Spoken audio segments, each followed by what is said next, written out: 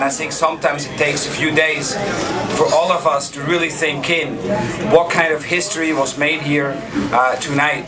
We got some great two emails from George Foreman as well, congratulating Bernard Hopkins for breaking the record, and we are really thrilled. I want to thank Yvon Michel as well for his hospitality and putting that fight together. It was a pleasure to come here, it was a pleasure to work with him, but now it's really Bernard's turn. I'm so proud of him. I mean, it really, words can't describe it. He deserves that. He deserves every bit of it.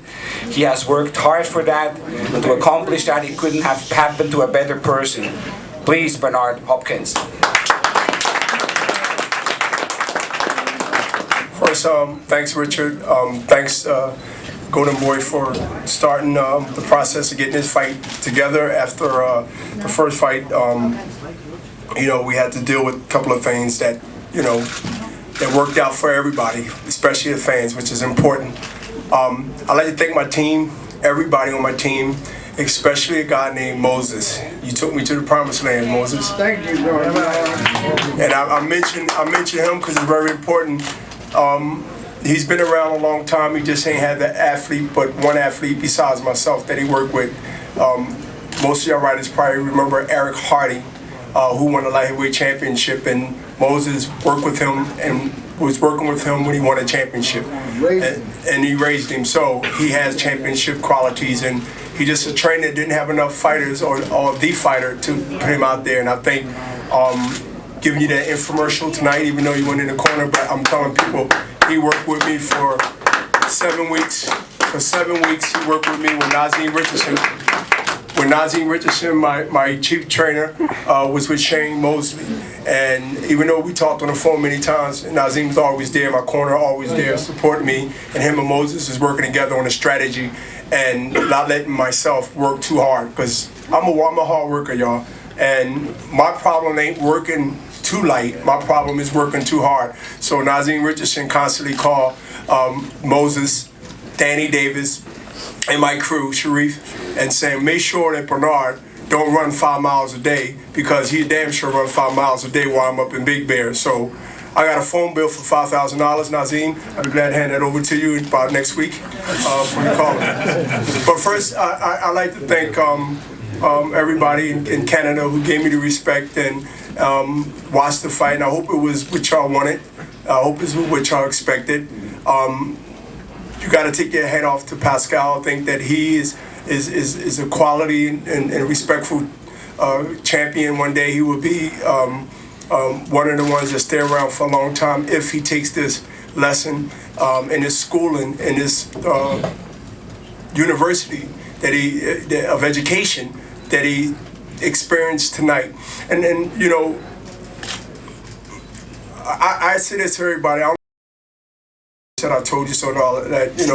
I'm too old for that stuff. Only thing I want to say, in 39, my man 39, my way, where he at? He in the house with his wife. Yes, sir. Yeah. He don't want to be called, I don't know his age, but he says 39, so I believe him.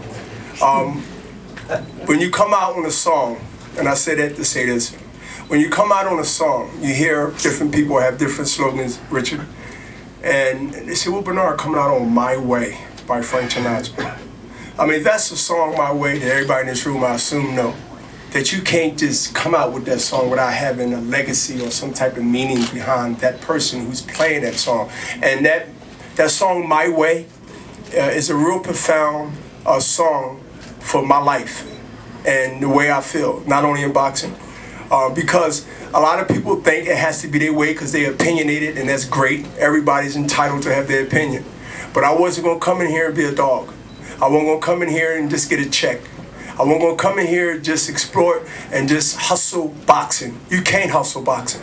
And so anybody that comes in this game and think they can stay in this game and just hustle a check is a fool. My life is more important than that. If I want to box until I'm 50, long as fight by fight, I come out unscaled, beat up and not damaged. I can fight as long as I want to, as long as I'm hungry to fight and train for 7 to 8, sometimes 9 weeks. And so I'd like to thank everybody for enjoying history. I got a call from George Foreman through Richard Schaefer, and he made a great comment about my legacy. And he also said that he might come out of retirement now to work mine.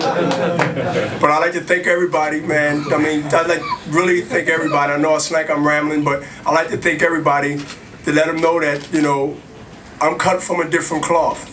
And when I say cut from a different cloth, a lot of people in here, especially United States writers, know when I say that. They know what I mean. Because the Dan Raphaels, the Tim Smiths, the Kevin Iola, they called me the old school 5, 6, 7 years ago. I mean, we in 2011, but they remember calling me old school fighter because I come from Philly.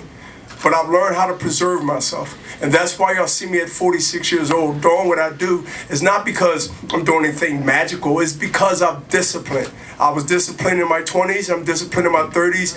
And I just invested in myself to hit, not get hit. And sometimes it's boring to y'all. Sometimes y'all want to see the knockout, drag out type fights. I can do that if I want to. I mean, y'all seen that many times from me before, but I'm come from a school of hit, not get hit. And to some people it's boring, so I've been criticized. But now that I'm at this stage in my career, it's the 9th stage or 10th stage of my career. I've been around a long time, so I think I'm at my 10th stage.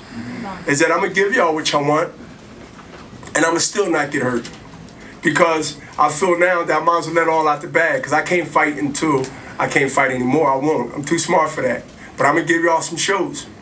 And I don't know who them shows who are gonna be, but I'm telling you is that I'm gonna remind y'all of the Ray Robinsons, the Jersey Joe Walcotts, the Ezra Charles. I'm gonna bring that into this time zone. And I'm gonna show y'all what old school boxing is. And some can enjoy it and some can appreciate it if you pay attention. If you can't, you wanna watch the UFC, drag out, knock out, fine. You got your choice. But I'm letting everybody on notice now that if you thought the night was something, you ain't say anything yet. Now, I don't say that to brag. I just say that to tell you that there's a lot of fight left in me. And as long as I am not getting beat up, hurt, or risking my life to a point where I can't do it anymore, then I'm smart enough, trust me, I am, to bail out gracefully and to get out of this game with nothing to be ashamed of. I'm going to push the envelope as high as I can, because if I set the bar for my own family and future fighters that's watching me, and golden boy fighters, the young fighters, to know that take care of your body, eat the right things, get the proper rest, don't drink, not 1 glass of wine, not 2 glasses of wine, don't drink anything, that you can have a chance to be better in Bernard Hopkins' legacy, or you have a chance to set your own. And that's the stage that I wanted to set, and I'm glad I got an opportunity to do that. And, you know, I like to thank everybody for just respecting what I do. And that's all. I respect. I came in this man's hometown. I didn't have to do this, but I wanted to show what kind of cloth with I believe I could afford in any era. And I don't say that to be bragging. I don't say that to be showing off. I believe whatever era boxing was started, I believe that I would have held my own.